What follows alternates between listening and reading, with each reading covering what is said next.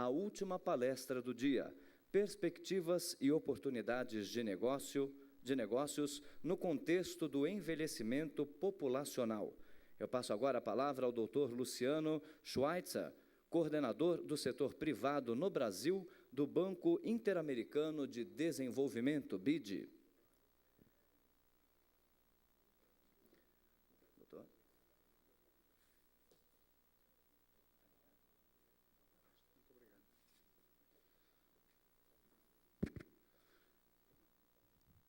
Muito boa tarde, senhoras e senhores. Obrigado pelo convite. Acho que antes de mais nada, gostaria de parabenizar o IES pela iniciativa desse seminário. Eu acho que nós, na América Latina, estamos mudando de patamar de desenvolvimento. Nós temos tido sempre uma preocupação muito de curto prazo, então fazer exercícios de longo prazo não é um costume que nós temos nos nossos meios. Eu acho que esse tipo de exercício traz sempre algumas questões muito interessantes. A apresentação que eu vou fazer hoje, o Banco Interamericano de Desenvolvimento não tem um paper, nem nenhum posicionamento específico sobre o tema de envelhecimento populacional, e é um dos temas que nós estamos começando a trabalhar e entendemos que é um tema fundamental, não só para o Brasil, mas para toda a região da América Latina e do Caribe. Antes de falar especificamente do tema da minha palestra, eu gostaria de permitir e apresentar aos senhores, porque a nossa instituição, se os senhores não sabem, vocês são sócios do BID. Então, o BID é um banco regional da América Latina e do Caribe, e que foi criado na década de 50, mais precisamente 59. Então, participam dessa instituição, hoje, 27 países que podem ser beneficiários ou mutuários do banco, e mais outros, praticamente 22 países, que são países que simplesmente aportam o capital do banco. Então, nós somos hoje a principal fonte de financiamento multilateral e de conhecimento para desenvolvimento econômico, social e institucional sustentável na América Latina e no Caribe. Naturalmente, o BNDES é uma instituição nacional e muito maior que nós. Mas dos bancos regionais de desenvolvimento, nós somos a principal, digamos, o maior banco regional de desenvolvimento e temos um papel bastante relevante nos nossos países vizinhos. O grupo do BID ele é conformado, então a gente geralmente conhece o BID, que é a janela do setor público, onde, basicamente, nós oferecemos operações de empréstimo e cooperação técnica para o setor público. Mas nós também temos outras janelas orientadas ao setor privado. Bom, nós hoje estamos passando por um momento que nós reformulamos a nossa estratégia, que foi até 2012, e agora nós temos uma estratégia que vai até 2016, e que tem 5 questões, diretrizes estratégicas fundamentais. Primeiro, política social para equidade e produtividade. Então, produtividade não como um fator de dissenso social, mas como um meio para você encontrar equidade nas populações. Instituições para crescimento e bem-estar social. Então, nós queremos investir em instituições que permitam aos países da região crescerem e proporcionar bem-estar social. E, obviamente, instituições que estão trabalhando com o tema do envelhecimento e com a terceira idade são instituições que vão ser fundamentais, já são hoje e vão ser progressivamente mais importantes no futuro. Terceira diretriz, integração internacional, competitiva, regional e mundial. Então, nós queremos ser o sócio das empresas da região para que elas participem do mercado, não só dos seus mercados nacionais, mas também das oportunidades que o mercado regional e mundial apresenta. Quarto, proteção do meio ambiente e resposta a mudanças climáticas. Então, o meio ambiente tratado não como um ônus, mas como um capital que a nossa região tem para promover o seu desenvolvimento. E, quinta diretriz, aumento da segurança alimentar.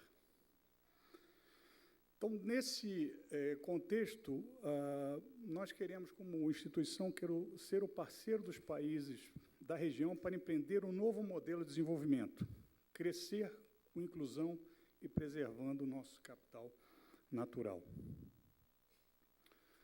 Quando a gente fala de atender ao setor privado, nós temos hoje 4 equipes que fornecem soluções e respostas às necessidades do setor privado, tanto do ponto de vista financeiro como do ponto de vista de conhecimento. Então, começando da estrutura básica por tamanho de empresa, nós temos o Fundo Multilateral de Investimento, que basicamente apoia projetos que promovam o desenvolvimento através do setor privado, privilegiando o papel das micro e pequenas empresas. Depois nós temos, no escopo de atuação das pequenas e médias empresas e seus bancos, a Corporação Interamericana de Investimento, que, no caso do Brasil, eles têm um enfoque regional muito específico sobre o Nordeste. Né? Dado que os recursos são razoavelmente limitados, eles querem, trabalhar com foco, regional dentro do Brasil. E a terceira janela, que a gente chama janela, o grupo de trabalho, que é o setor de finanças estruturadas e corporativa, que apresenta soluções de financiamento para grandes empresas, grandes projetos e para grandes bancos. Atendendo todo esse espectro, nós temos uma oportunidade, uma iniciativa que foi lançada em 2010, que é a iniciativa Oportunidade para a Maioria, na qual o banco quer promover iniciativas que privilegiem, iniciativas empresariais que privilegiem e que promovam o desenvolvimento e ofereçam serviços de qualidade para a base da pirâmide. Então, é uma espécie de laboratório que pretende estar financiando iniciativas inovadoras nesse sentido na região. Bom, entrando no tema aqui da nossa palestra e, do tema do dia de hoje, eu acho que com as apresentações da manhã e agora do começo da tarde, nós, temos algumas variáveis que já são, de alguma forma, previsíveis. Né? Então, de alguma forma, elas vão acontecer. Então, acho que ninguém nessa sala tem dúvida de que a população da terceira idade vai crescer nos próximos anos. Assim como crescerá a sua relevância, tanto em termos de sua relevância para a sociedade, como do seu custo. Então, isso vai ter um impacto importante na nossa sociedade.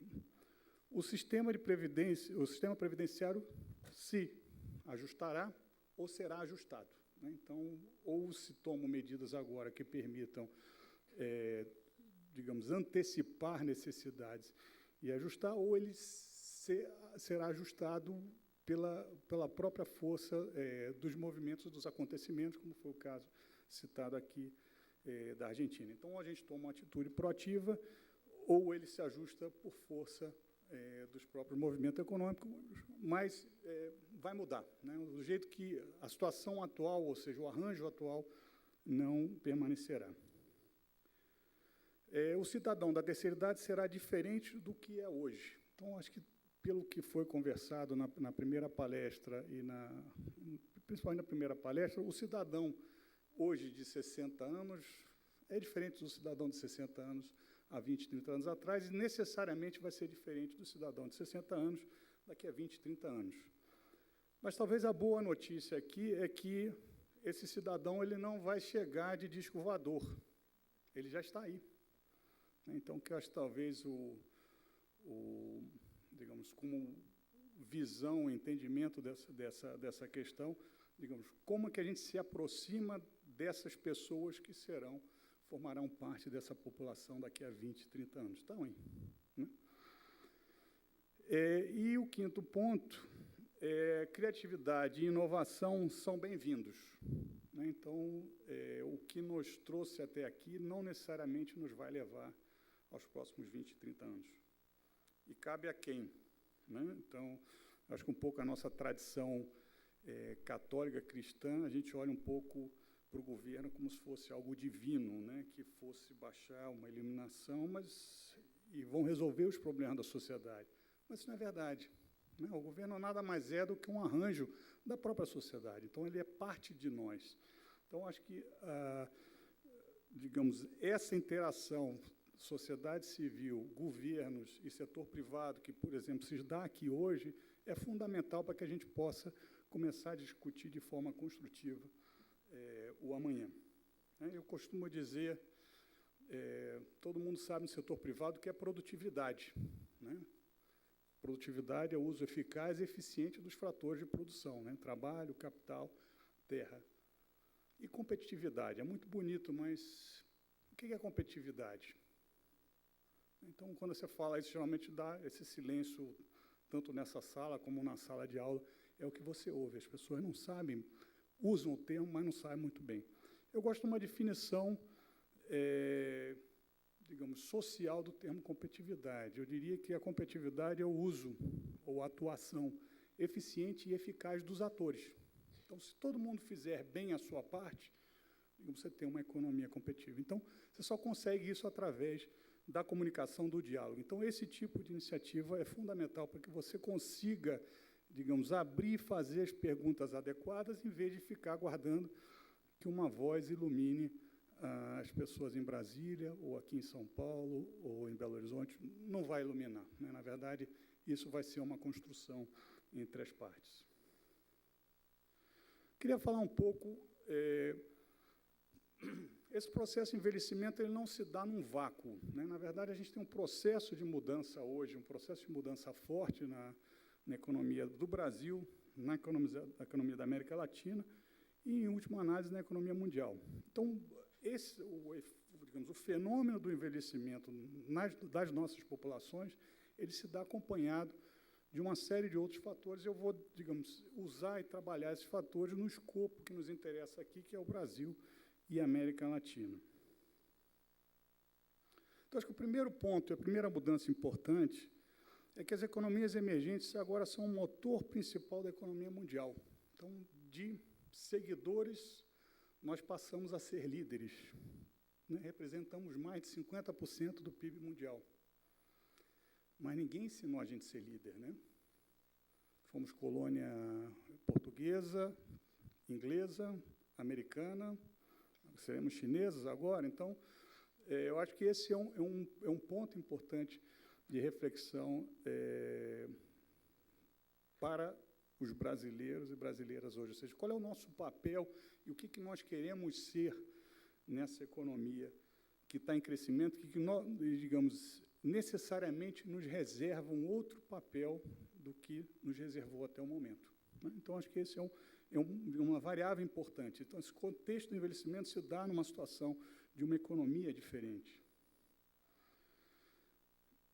Então, nos últimos anos, os países da América Latina e do Caribe diminuíram a desigualdade. Então, é uma região que teve um considerável sucesso nas suas políticas de redução da desigualdade.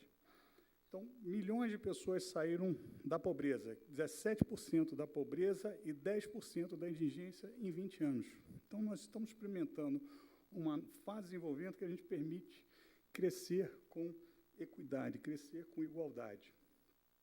Isso traz uma série de questões de crescimento sustentável, de como é que a gente lidar com essas novas classes médias, com essas cidades emergentes e vibrantes, né? Então, os centros urbanos, as capitais, hoje, digamos, continuam sendo importantes, mas você começa a ter uma série de outras cidades que começam a ganhar vida própria no seu desenvolvimento econômico.